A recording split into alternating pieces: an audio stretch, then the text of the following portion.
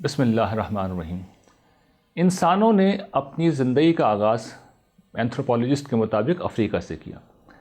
اس زمانے میں چونکہ انسانوں کا انحصار زیادہ تر بلکہ کم و بیش مکمل طور پر شکار پر تھا، اور شکار چونکہ ہر وقت دستیاب نہیں ہوتا تھا، تو شکار کے پیچھے انسانوں نے چلنا شروع کیا، اور یوں وہ افریقہ سے نکلے اور پھر مختلف علاقوں میں ہجرت کرتے چلے گئے، اور ایک طویل عرصہ جب گزر گیا تو یہ جو لوگ مختلف علاقوں میں گئے تھے، یہ پہلے تو قبیلے بنے، پھر اس کے بعد یہ بستیاں بنیں، اور پھر یہ پوری قومیں بن گئیں۔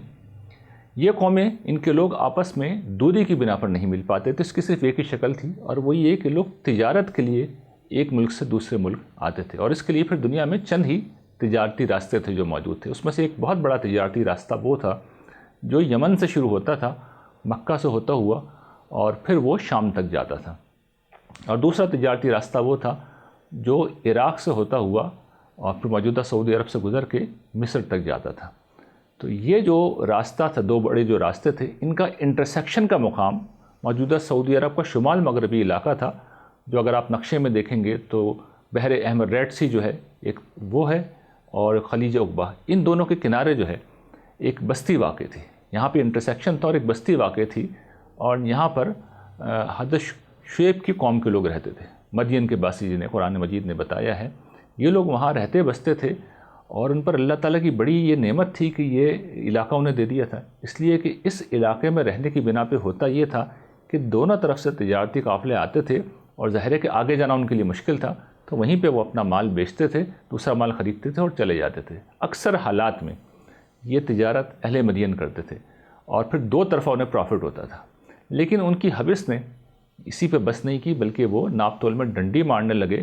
حضرت شعیب نے انہیں بہت سمجھایا، وہ باز نہیں آئے، اور آخر میں وہ تباہ کر دیے گئے۔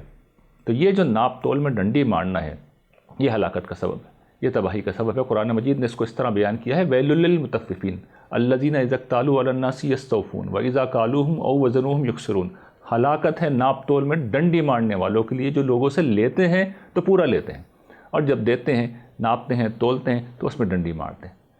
تو یہ وہ عمل ہے جو بدقسمتی سے ہمارے معاشرے میں عام طور پہ پایا جاتا ہے۔